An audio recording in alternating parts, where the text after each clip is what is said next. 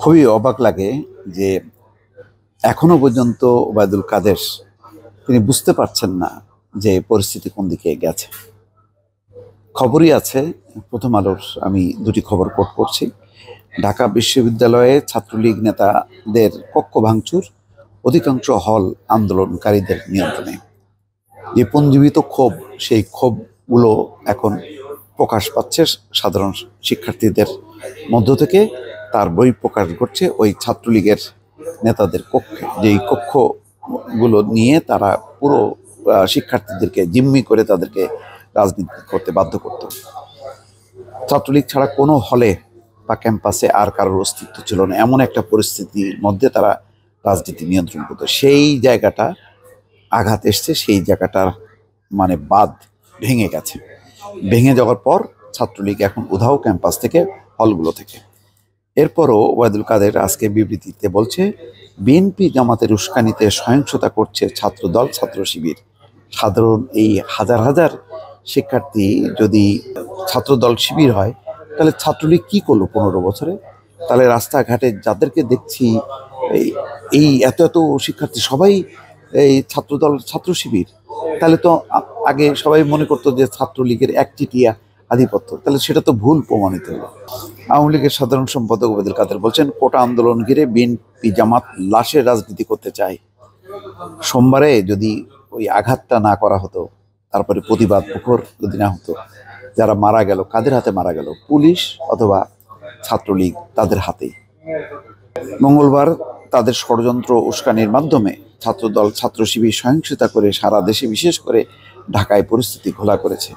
সমস্ত ওয়ার্ড থেকে কাউন্সিলর মাস্তান দিয়ে বহিরাগত ধরে এনে যেভাবে ন্যাক্কারজনক ঘটনা হয়েছে ঢাকা বিশ্ববিদ্যালয়ে, তারপরও এই কথা বলছেন। সাধারণ শিক্ষার্থীরা কি আছে ছাত্রলীগের সঙ্গে? এটাও কি বুঝতে পারেননি? যার জন্য স্বেচ্ছাসেবক লীগ লাগছে, যুব লীগ লাগছে, টোকাইদেরকে লাগছে, মাস্তানদেরকে লাগছে। তার দৃশ্য সমস্ত মিডিয়াতে প্রকাশ পাচ্ছে। পিস্তলগুলো যে ছিল কাদের হাতে ছিল, সেই দৃশ্যগুলি কি ওবায়দুল কাদের সাহেব দেখেননি? তিনিও তো এই ঢাকা বিশ্ববিদ্যালয়ে রাজনীতি করেছেন, ডাকসুর ভিপি হিসাবে তিনি নির্বাচনেও দাঁড়িয়েছিলেন। আজকে কি সুর তার কণ্ঠে! বলছেন, আজ বুধবার সকালে ঢাকা জেলা ও ঢাকা মহানগর আওয়ামী লীগের এবং সিটি কর্পোরেশনের ওয়ার্ড কাউন্সিলরদের সঙ্গে মত বিনিময় সভায় ওবায়দুল কাদের এসব কথা বলেন। এখন এই ওয়ার্ড কাউন্সিলরদেরকে ডাকতে হচ্ছে কেন? ডাকতে হচ্ছে যে ওয়ার্ড কাউন্সিলররা যাতে পরিস্থিতি নিয়ন্ত্রণে আনে।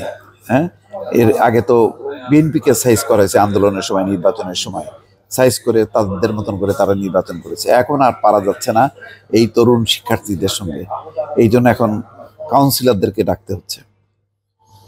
ওবায়দুল কাদের বলেন, ঢাকা কলেজ ছাত্রলীগের কর্মী সবুজ ও চট্টগ্রামে সন্দীপনকে হত্যা করা হয়েছে। শিবিরের সশস্ত্র ক্যাডাররা 6 তলার ছাদ থেকে ছাত্রলীগের নেতাকর্মীদের ধাক্কা দিয়ে ফেলে দিয়েছে। এর মধ্যে একজনের প্রাণহানি সহ বেশিরভাগই গুরুতর আহত হয়েছে।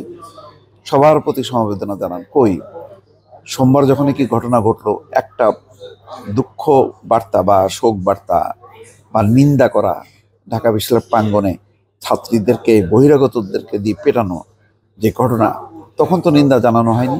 আজকে কেন নিন্দা?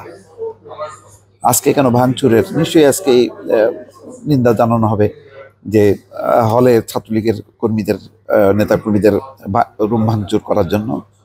কোটা নিয়ে আন্দোলন, এখন সাধারণ শিক্ষার্থীদের আন্দোলন নেই, অথচ সাধারণ শিক্ষার্থীরাই রাস্তায় নেমেছে। তাদের প্রাথমিক বিদ্যালয় পর্যন্ত বন্ধ করতে হচ্ছে, সকল বিশ্ববিদ্যালয় বন্ধ করতে হচ্ছে। হ্যাঁ, আর তিনি বলছেন যে শিক্ষার্থীদের নাকি সংশ্লিষ্টতা নাই। বিএনপি, জামাত, ছাত্রদল, ছাত্র শিবির একে সরকার পতনের আন্দোলনের রূপ দিতে চাইছে। এই সুযোগটা আপনারা তৈরি করে দিয়েছেন। তাদেরকে যদি ডাকা হতো, তাদের সঙ্গে আলোচনা করা হতো, আজকে তো এই পরিস্থিতি হতো না। আজকে এই পরিস্থিতি গড়ালো কাদের জন্য? এটা সবাই জানে, আপনিও জানেন। ভালো থাকবেন। আল্লাহ হাফেজ।